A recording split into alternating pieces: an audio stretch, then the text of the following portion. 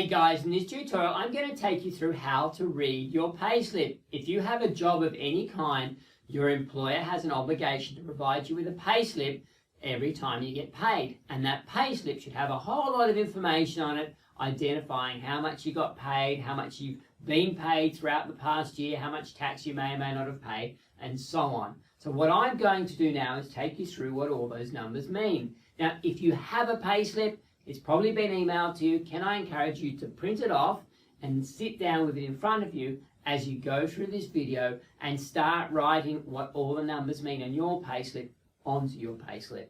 So let's have a quick look at this.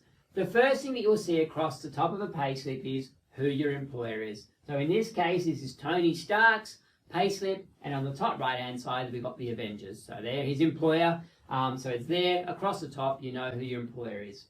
Then what you'll have is the date that this payslip actually covers. So it will be based on your pay intervals. So you might get paid weekly, you might get paid fortnightly, you might get paid monthly, but it'll tell you which pay period this is actually covering. So here we can see it's a weekly payslip.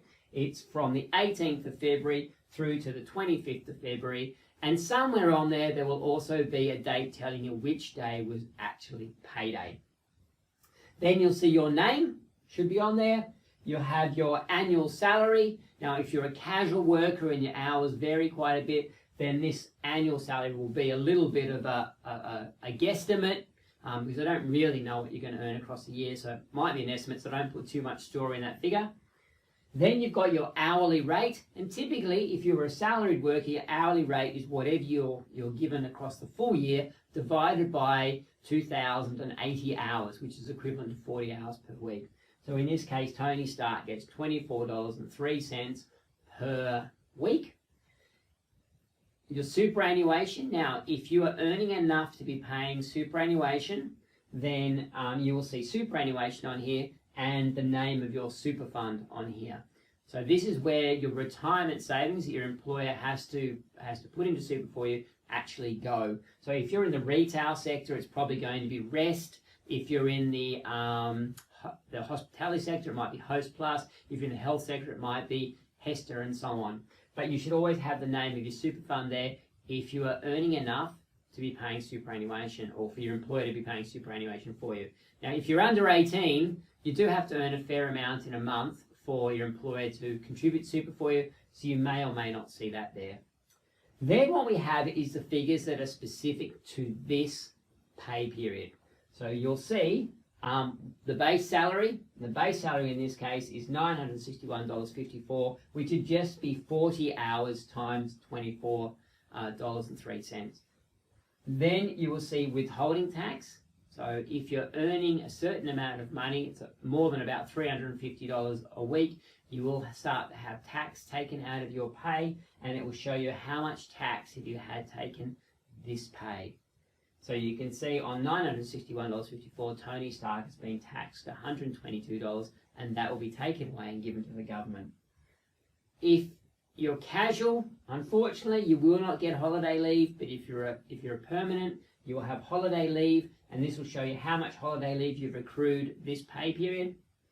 And then you've got the super guarantee. So this is how much did your employer put into superannuation for you this week. So it's typical, well, it is 9.5% of whatever you get paid should be put into superannuation on your behalf by your employer.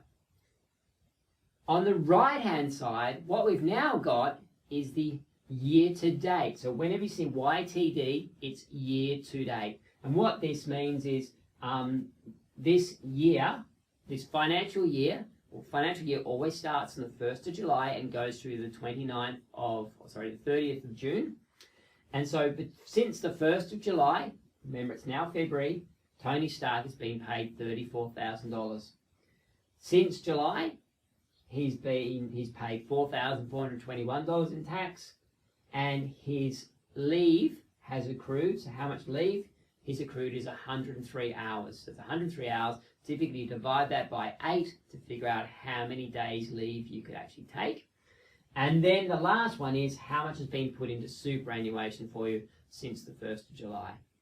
So there's the totals. Now, over on the right-hand side, we've got the figures that really matter.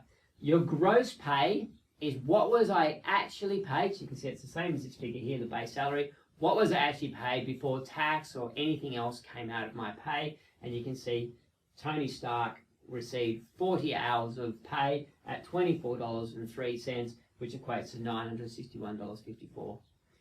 He then had to pay some tax, and so after he paid his tax, there's $838.71 left, and that is his net pay. And the net pay at the end of the day is the figure that really matters for you, because it's the figure that you get in your bank account. So the net is after, in this case, your taxes come out. So there we go. I'm hoping that makes sense. A summary of how a pay slip should look.